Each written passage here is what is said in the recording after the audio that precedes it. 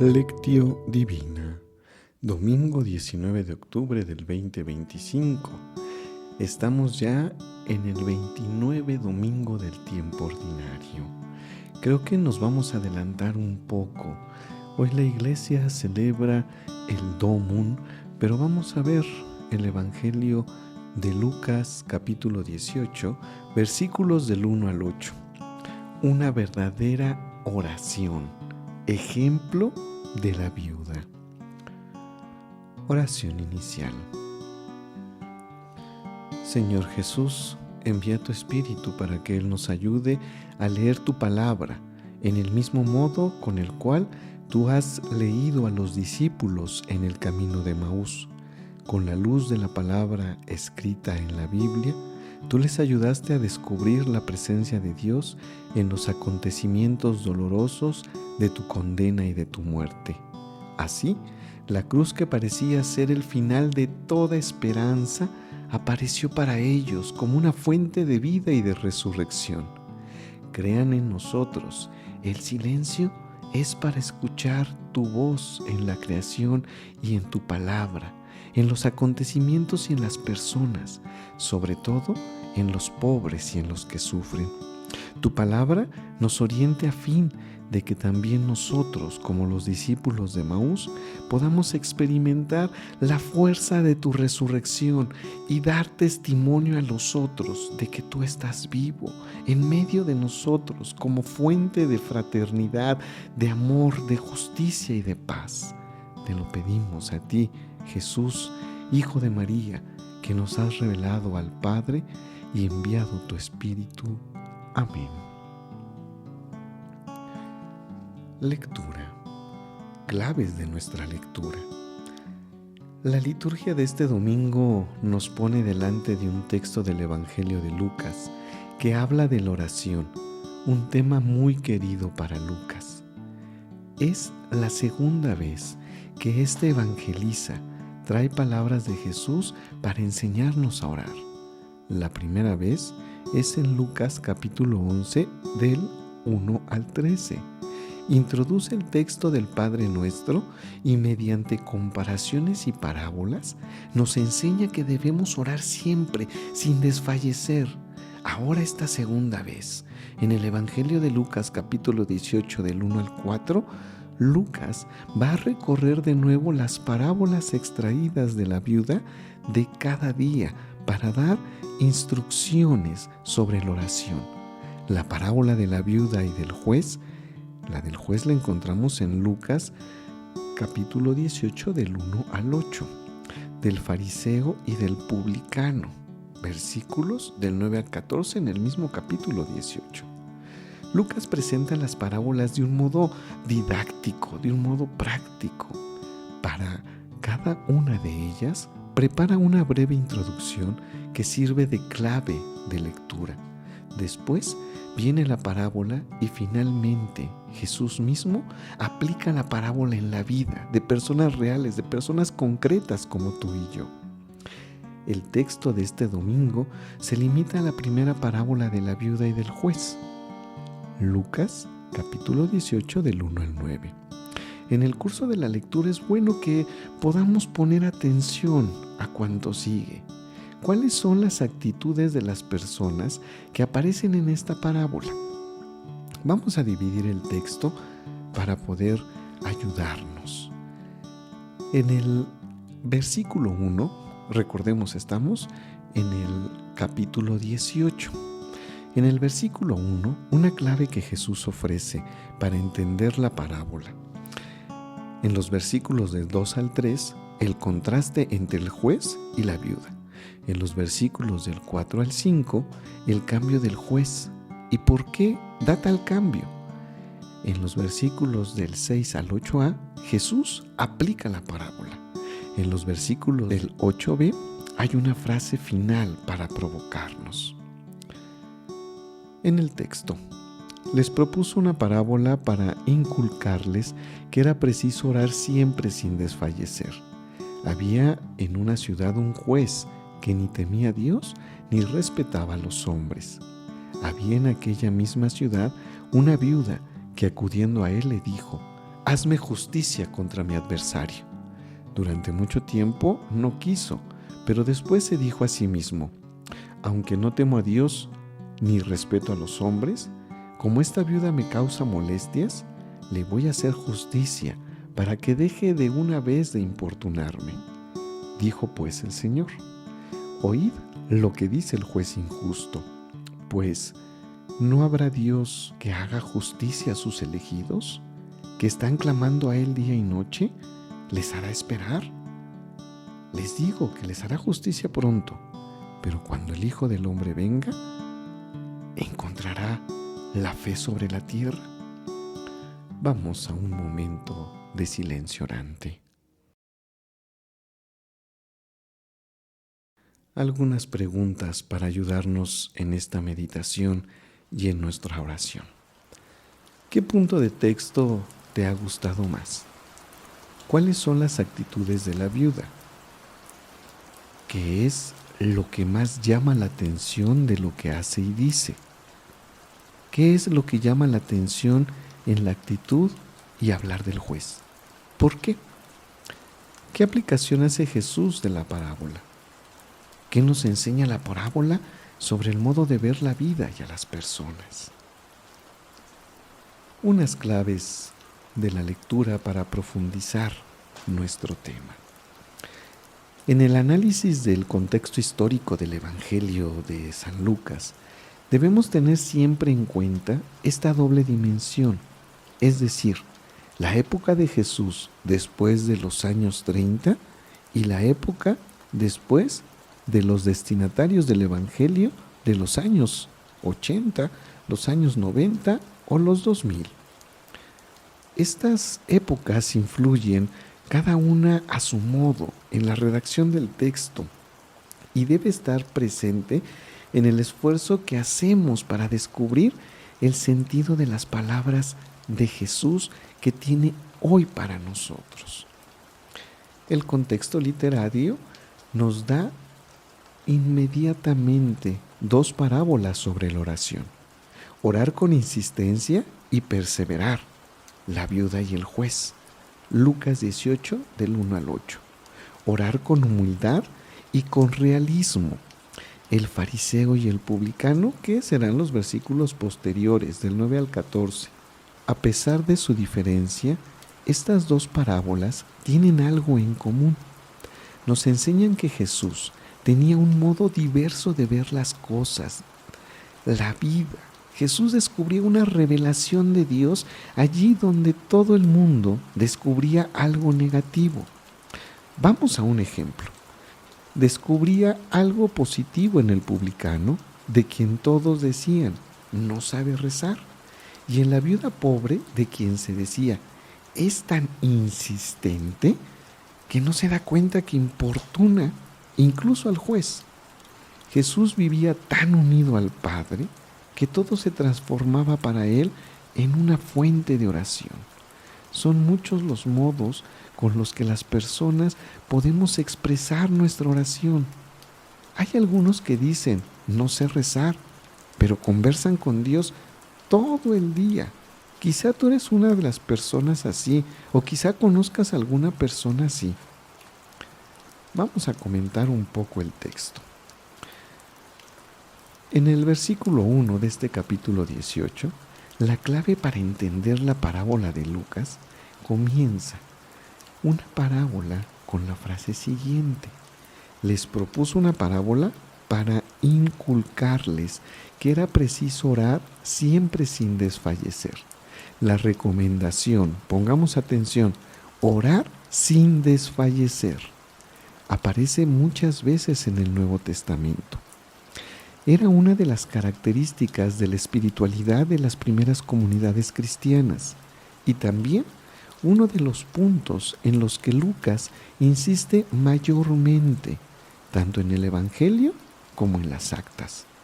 Si nos interesa descubrir esta dimensión de los escritos de Lucas, hagamos el ejercicio de leer el Evangelio, de leer las actas y anotar los versículos en los que Jesús u otras personas están orando. Verán que esto les sorprenderá.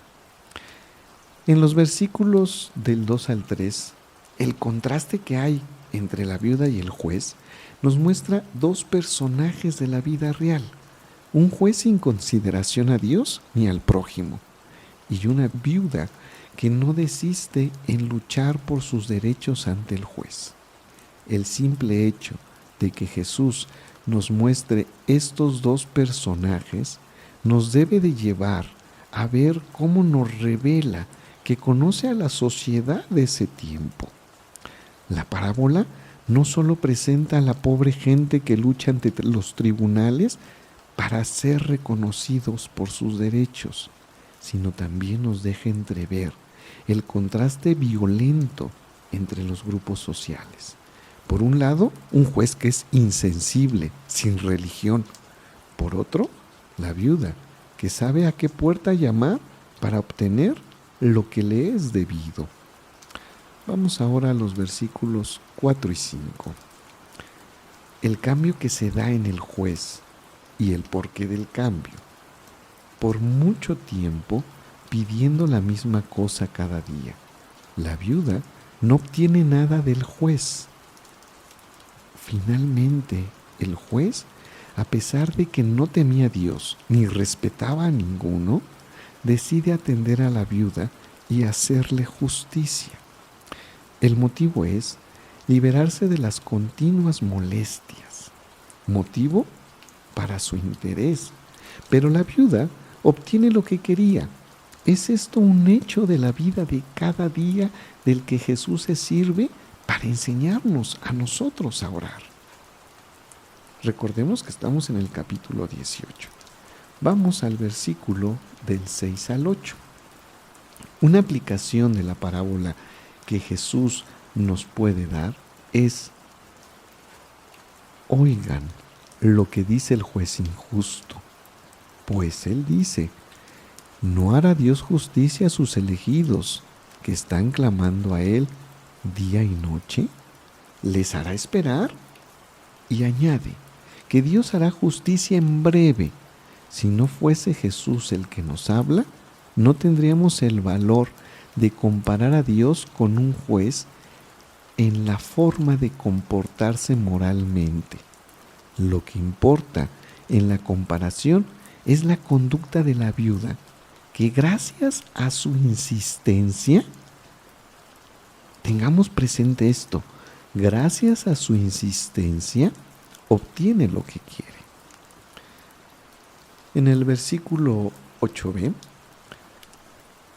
palabras sobre la fe al final.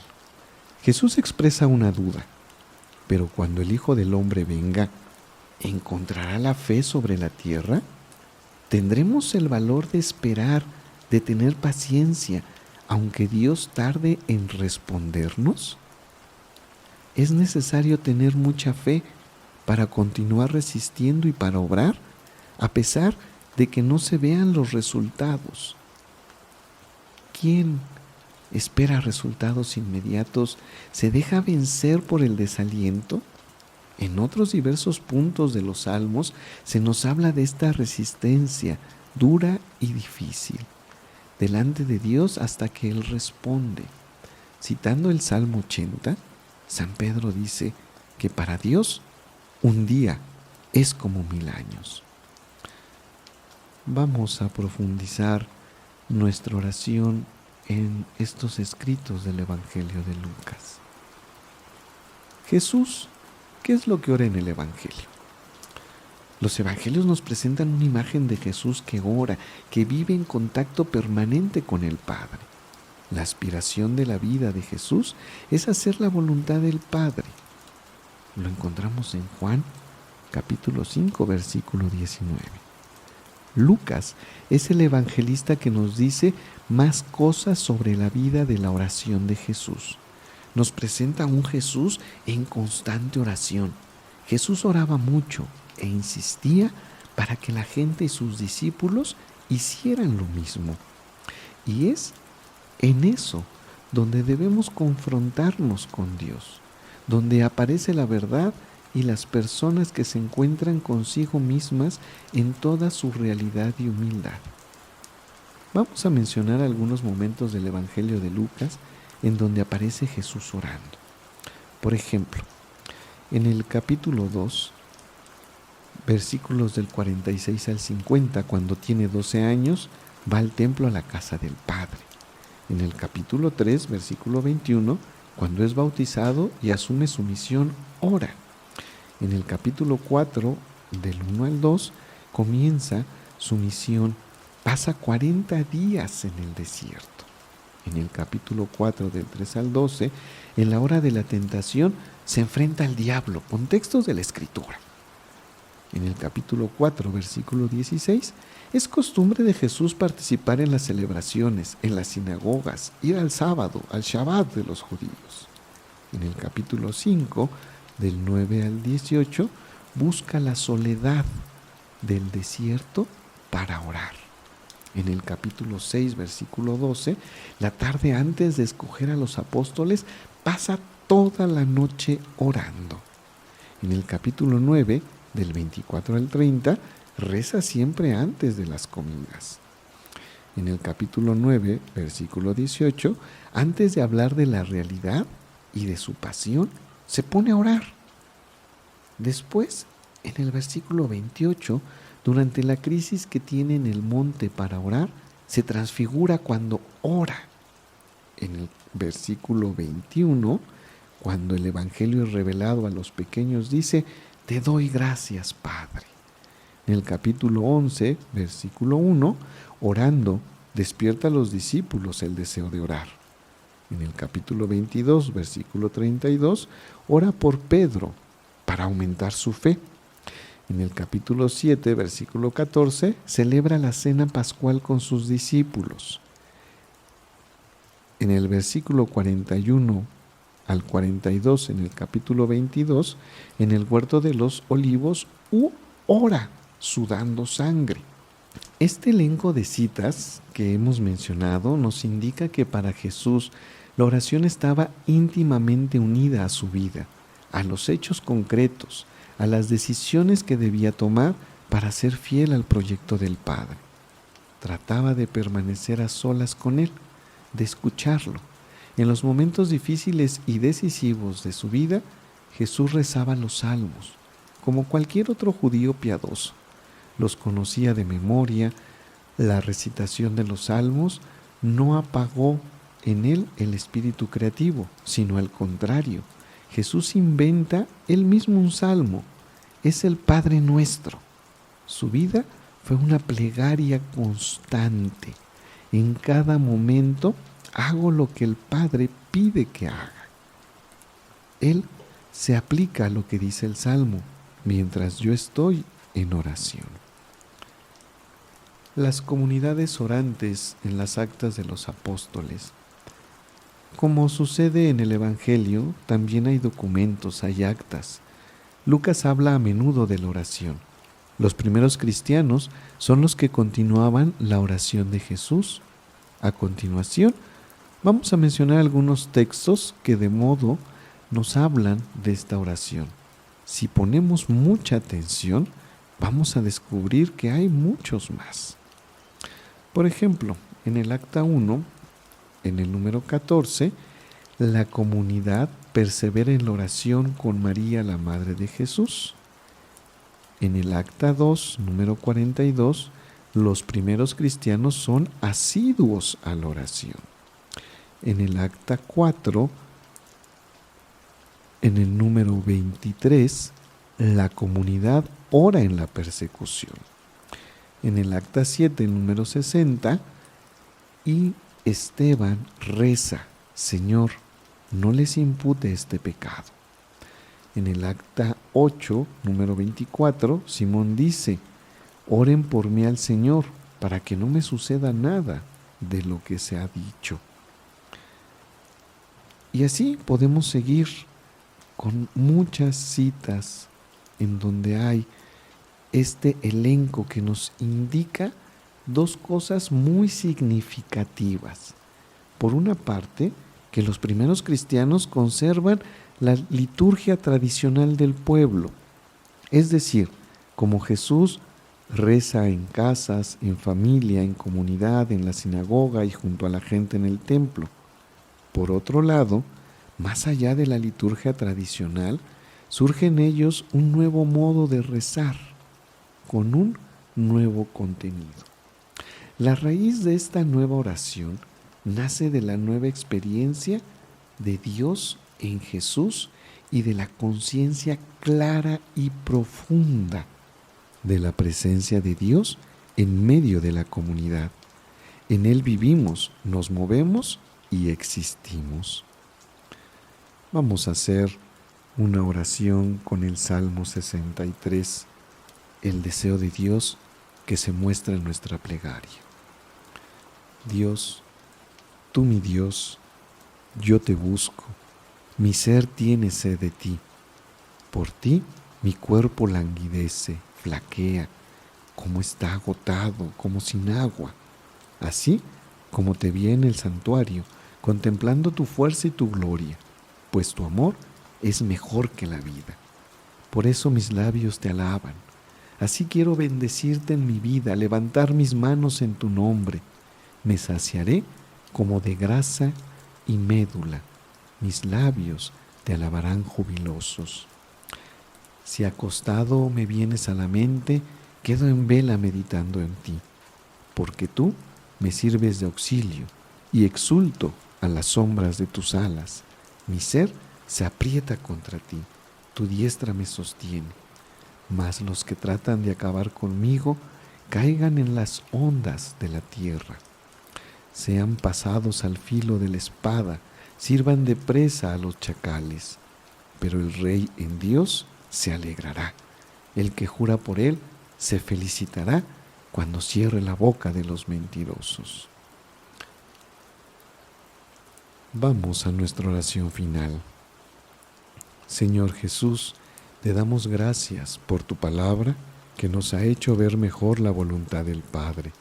Haz que tu Espíritu ilumine nuestras acciones y nos comunique la fuerza para seguir lo que tu palabra nos ha hecho ver. Haz que nosotros, como María tu Madre, podamos no solo escuchar, sino también poner en práctica la palabra. Tú, que vives y reinas con el Padre en la unidad del Espíritu Santo, por los siglos de los siglos. Amén.